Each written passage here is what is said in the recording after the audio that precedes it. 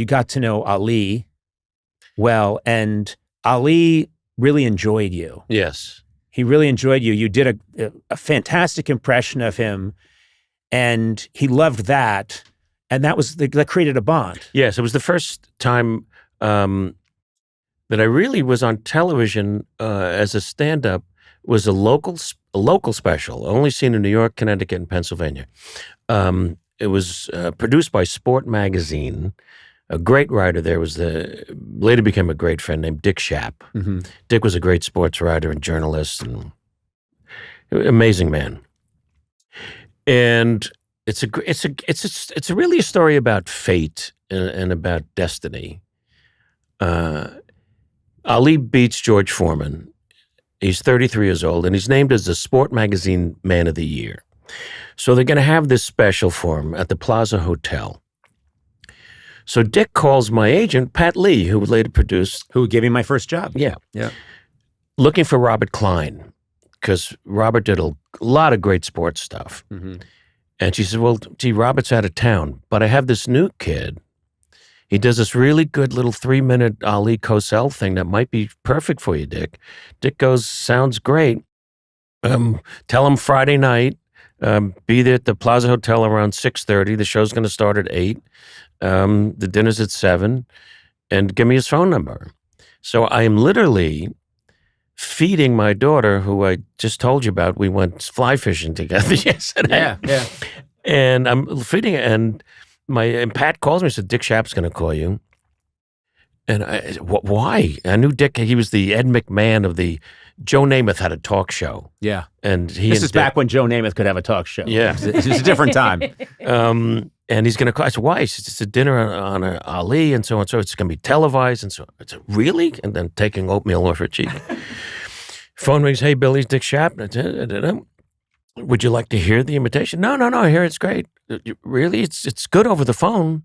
You know, that's how I like develop. No, it's fine. So we get a babysitter. Janice and I drive into the Plaza Hotel.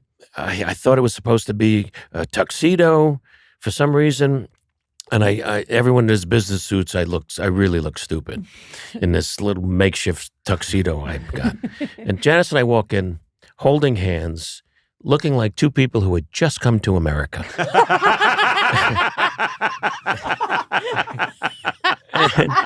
and I meet Dick. He couldn't have been more charming. Yeah. And said, Janice, you'll sit with me. Billy, you're going to sit 2 seats from Ali. Wow. On the dais. And I look at Ali, and there he is, the first time I saw him in person.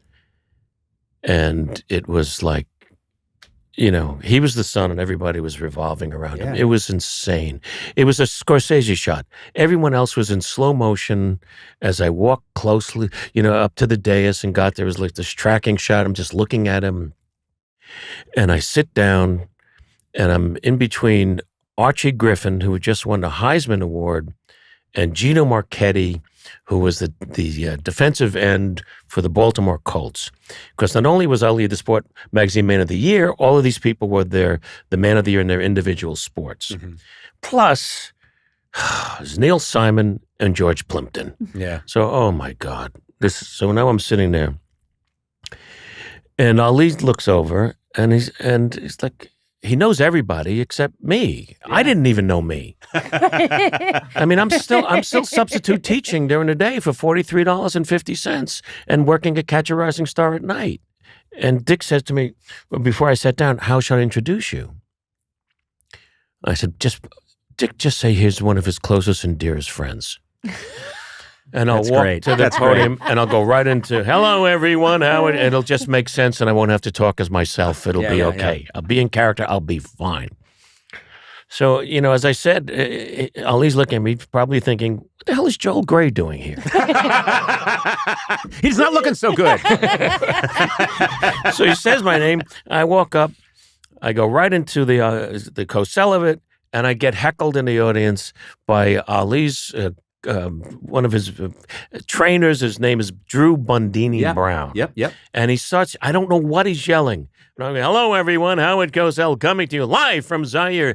You got it, man! That's what heckles sound like.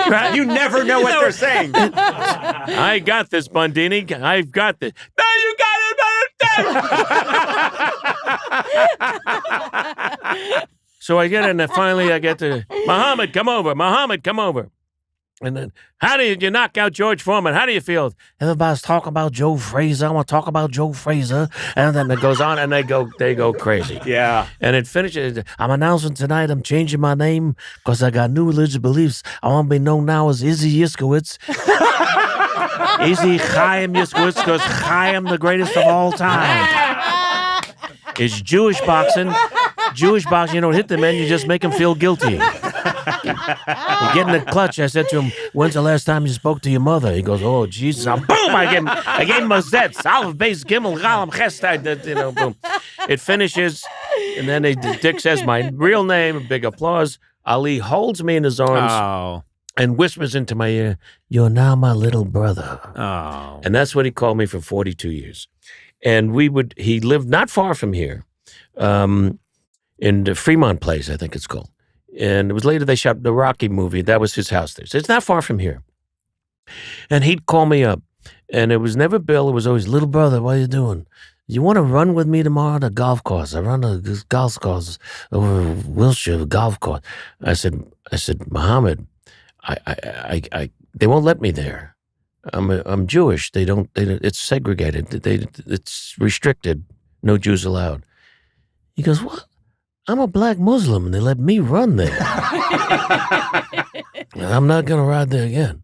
So he never ran there again. Wow. So we would have all of these events over the years. He would be there. He came at my 50th birthday party and surprised me and walked out in front of everybody. And it was crazy.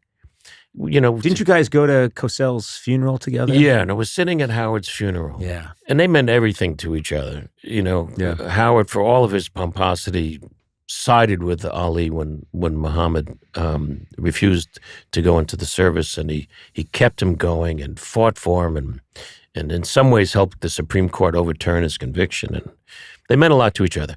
So I'm sitting next to him, closed casket. And Ali whispers to me, he goes, hey, little brother, do you think he's wearing his hairpiece? So now I lose it. I'm just gone. It's like, somebody farted in church. Yeah. That's what this is like. Oh, my God. Yeah. I'm laughing. And I said, I don't think so. He said, well, how will God recognize him? And I said, once he opens his mouth, he'll know. So this went on and on. And now we all age. And I get a call that he's not going to make it through that weekend. Mm. And so Lonnie, his unbelievable wife,